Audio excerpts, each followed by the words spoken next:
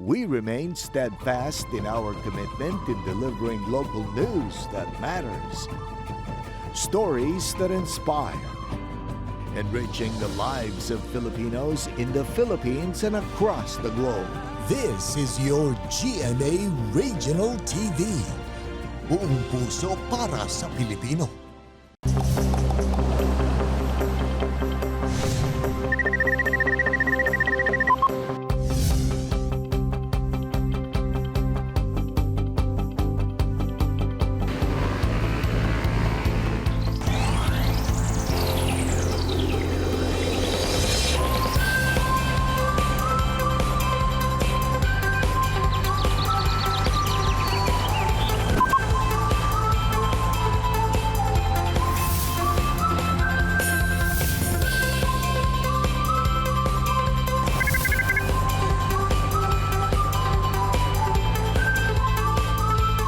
Kini ang At Home with GMA Regional TV. Good morning mga kapuso! Today is Monday. For sure, nangandam na mo sa inyong trabaho o eskwela. Apan dili kompleto ang inyong buntag kung dili mi ninyo makauban. And mas masadya ang buntag kung kauban ninyo ang #1 morning show all over Mindanao, ang At Home with GMA Regional TV. Good morning, Sarah! Good morning, Sabsay, o good morning sa atong mga kapuso viewers all over Mindanao. Another Manic Monday! For sure, daghan pa ang dunay weekend hangover. Duna pa ba mo'y weekend hangover? Ayan, however, kinahanglan ta nga mo padayon og maningkamot, mga kapuso. Don't worry, sagot namin ang morning ninyo. Ayan, this morning ato makauban ang usa ka proud LGBTQIA+ member nga acoustic singer from General Santos City. Ang iyang istorya ug talento kana iyang ipakita kanato. Samtang Sarah, tungan tang manuroy sa ginganlang Little Paradise sa Maramag Bukidnon. Ang uniqueness sa mong newly discovered attraction, kana ang atong i-discover. And sa Business Matters, ato makauban si Deputy Speaker Loren Legarda. Maayong buntag mga kapuso! This morning, atong i-welcome pagbalik si Congresswoman o Deputy Speaker Loren Legarda. Maayong buntag, Senator Loren. Naku, napag-alaman po namin na nagsumiti po kayo kamakailan ng isang proposed bill para sa institutionalization ng special risk allowance para sa mga frontliners. Maaari niyo po bang ibahagi sa amin ang tungkol dito? Ako'y bumabati sa inyong lahat, mayad nga aga, kaniyong tanan. Good morning. Ang ating bayanihan law ay kasama ang special risk allowance para sa ating mga frontliners sa pangkalusugan na ating mga health workers. Nagbigay ng administrative order or AO si Pangulong Duterte para magkaroon pa rin ng risk allowance ang ating mga health workers maski pagkatapos na ng bayanihan law. Ginawa ko itong bill ayon na rin sa pagsangguni sa Department of Budget and Management, DBM, para maging batas na ang pagbibigay ng special risk allowance sa ating pampubliko na mga health workers, pati na rin sa pribadong sektor, sa anuman public health emergency. Kaya nag-file din ako ng panukalang batas para sa creation ng Virology Institute para magkaroon ng institusyon na mag-aaral at maghahanda para sa mga virus at infectious diseases. Maliban nga dyan, ang ating bill para magkaroon ng batas, ang ating special risk allowance sa lahat ng panahon na darating na magkakaroon ng public health emergency. Maaari na po bang asahan ng ating mga health workers na maipasa ang proposed bill na ito? Ito'y final ko late last year. Ako'y file ng muli sa darating na kongreso pagkatapos ng eleksyon at ito'y isa sa mga priority ko na mabigyan natin ng risk allowance. Hindi lamang yung mga permanente, pati yung mga job order or contractual at kasama rin mo dito ang ating mga BHWs, mga barangay health workers. At gusto ko mangyari yan hindi lamang sa Antique, hindi lamang sa atin sa Panay, kundi na rin sa buong Pilipinas. Kaya sana'y mas batas at mabigyan siyempre ng karampatang pondo para mabigyan ng special risk allowance ang lahat ng ating health workers. Ano pa po ba ang ibang mga panukalang batas na inyong isinumite na nais ninyong maisabatas? Ang importante na tayo rin po ay magkaroon ng upgrading ng facilities ng ating mga barangay health station, rural health units, at syempre ang mga polyclinic at community at district hospitals. At alam ko na sa pagdagdag ng pondo ng ating mga lokal na pamahalaan ay malaki ang dagdag sa kanila na pwedeng gamitin din dito. But maliban dyan, ang ating pagsasabatas ng Center for Virology, ang ating pagsasabatas ng special risk allowance para sa ating mga health workers, ang ating paglalagay ng malaking pondo sa medical assistance for individuals under DOH, ang ating pagbibigay ng malaking pondo sa mga regional at provincial hospital ay makakatulong para sa ating mga lokal na pamahalaan, lalong-lalo na sa malalayong lugar, hindi lamang sa infrastruktura, kundi na rin sa mga equipment at saka training at workshop sa ating mga health workers para ma-upgrade ang kanilang mga skills. Daghan kaayong salamat, Senator Lauren. Mabuhay po kayo. Maraming salamat po. Dagang salamat. Mayad nga aga kaniyong tanan. Mayong buntag. Kini ang At Home with GMA Regional TV.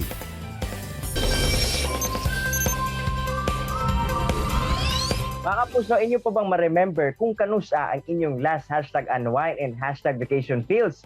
Don't worry mga kapuso, tungod this morning, dungan ta nga manuroy og sayro ng usa ka paradise garden nga makita sa Maramag Bukidnon.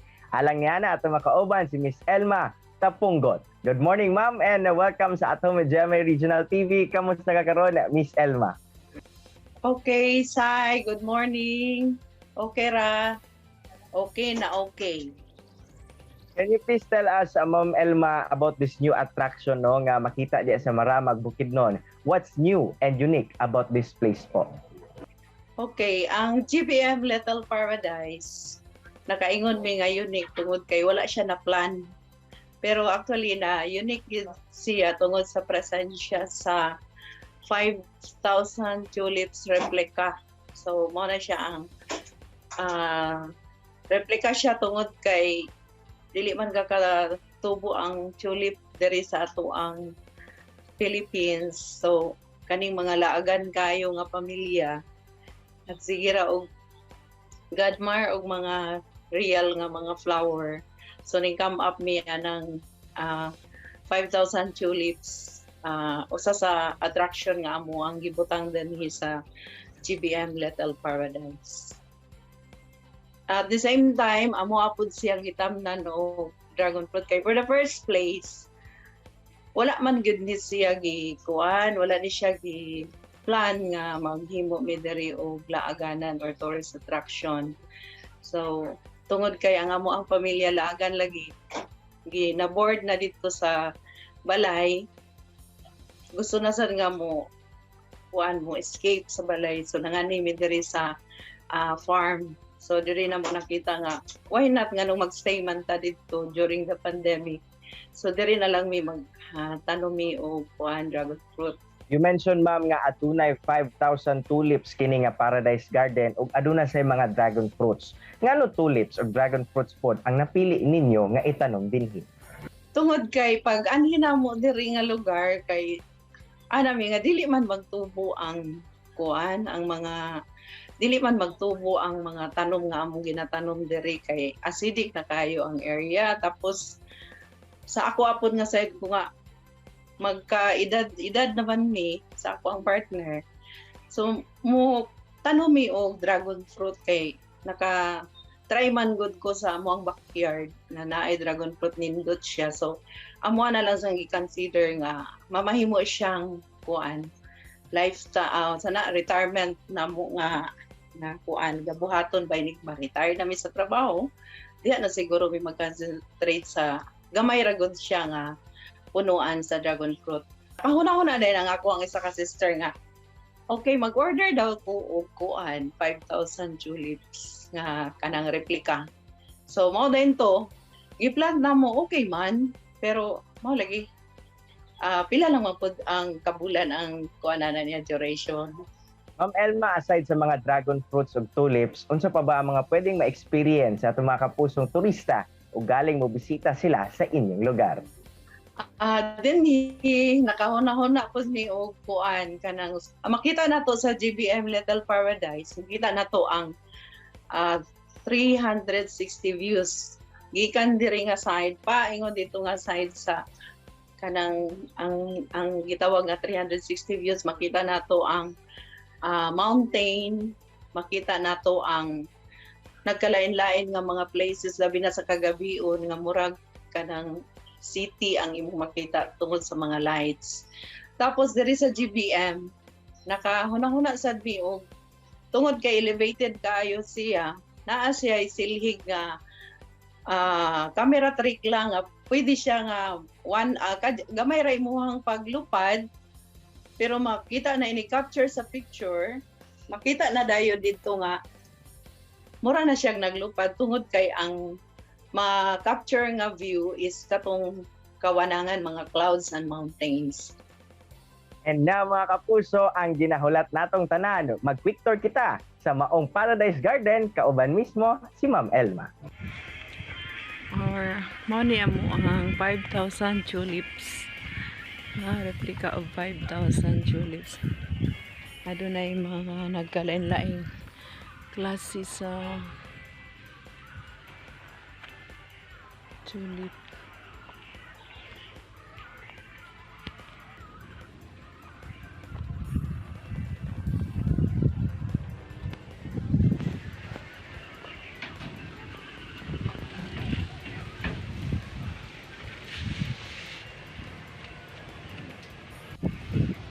Cherry blossom, mao ni among cherry blossom. May mga garden of tulips. Diri among mini canteen.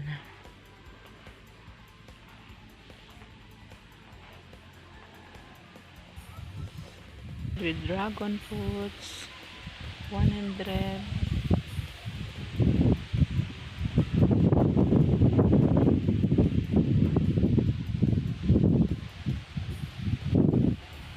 Daghang salamat Ma'am Elma sa pag-share sa imong maanindot nga lugar. For sure, daghan ang mga kapuso nato ang buot mag-hashtag vacation feels o mag-hashtag unwind karong panahona. Busa, aduna ba kay mensahe ma'am ngadto kanila? Okay, Sai, thank you. Para sa ato ang mga mahiligon maglaag sa mga viewers, kung namoy time, visit the GBM Little Paradise. Bisan sa gamay lang ang entrance. Ang amo lang is malingaw ka, explore nimo ang area nga murag free ang imuhang ma-feel, no, mga presko nga mga hangin anaa diri ug ingon man sa duol ra pud sa highway. Then kanina locate sa Barangay Kuya, Maramag Bukidnon. So manginaot ko kung namoy time, visit GBM Little Paradise. Daghang salamat Ma'am Elma sa imong oras kay gihatag dinhi sa At Home GMA Regional TV. More power alang kanimo. Okay, thank you kapuso. Stay tuned mga kapuso kay mobalik pa ang At Home GMA Regional TV. Kini ang At Home with GMA Regional TV.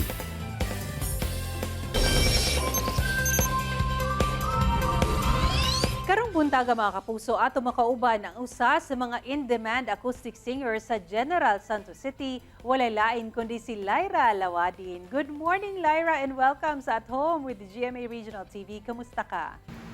Una sa tanan, may buntag and thank you sa pag-welcome sa kuha diri sa At Home with the GMA Regional TV. And may buntag sab sa ato ang mga viewers karon.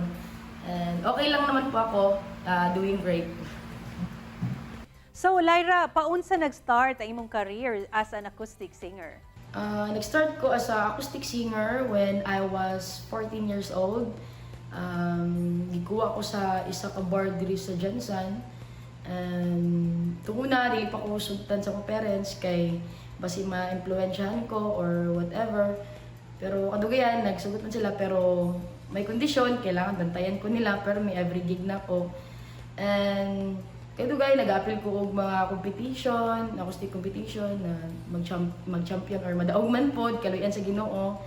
And mag 8 years na ako karon naga-perform or naga-entertain sa mga tao. Wedding, birthdays, any occasion. As a member of LGBTQIA+, can you tell us unsa ang mga kaagi nimo while you were starting sa entertainment industry?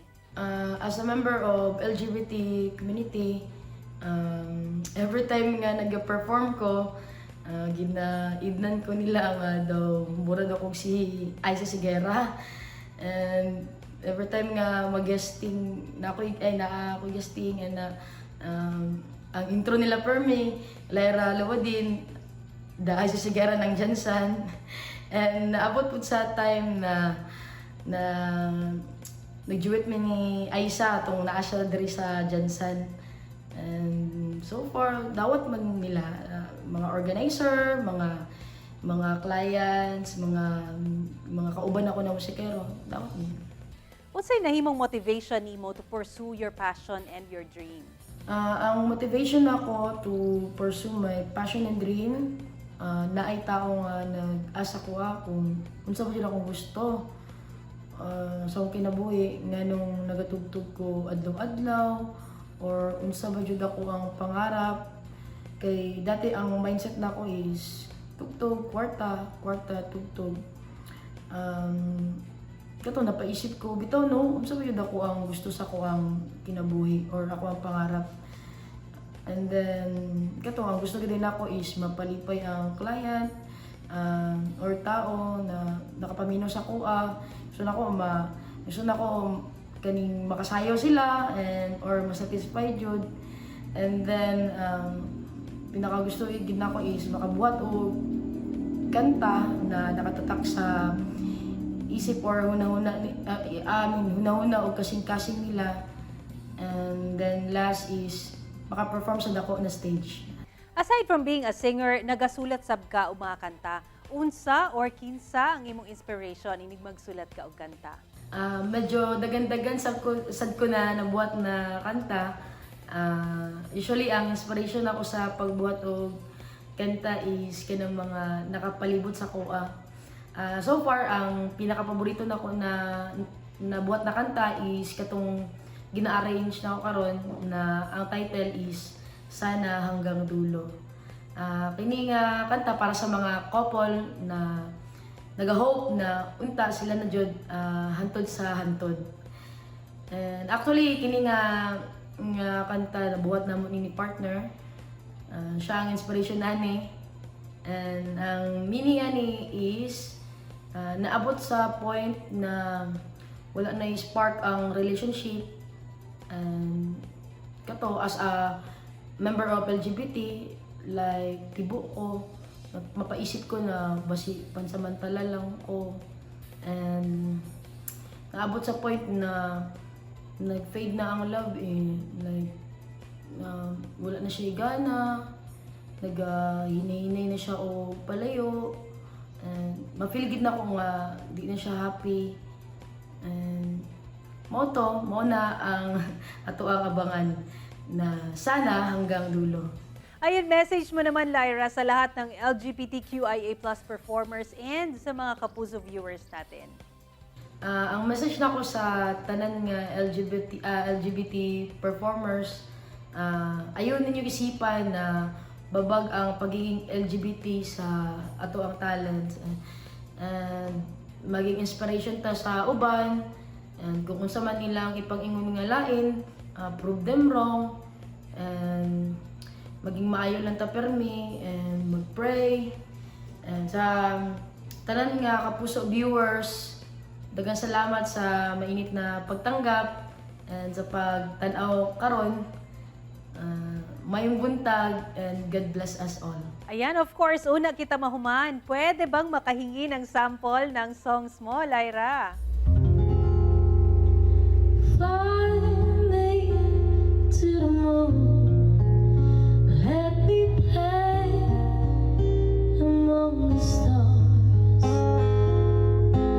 Let me see what spring is like. Jupiter in my arms, and not the words on my hand,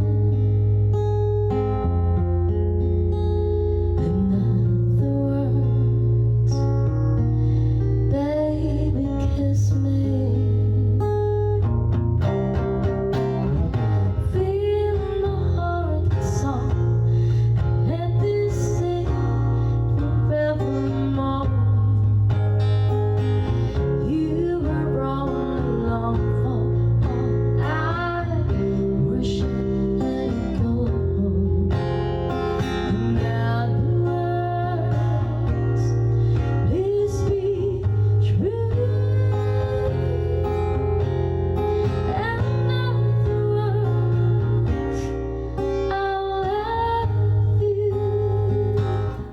daghan kaayong salamat Lyra sa pag-inspire ka namo karong buntaga. God bless and good luck sa iyo. Mga kapuso, Lyra Lawadin.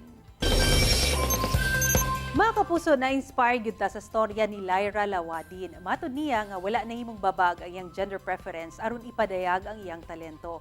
Gani mapasalamaton siya sa mga taong padayon nga nagasuporta kaniya.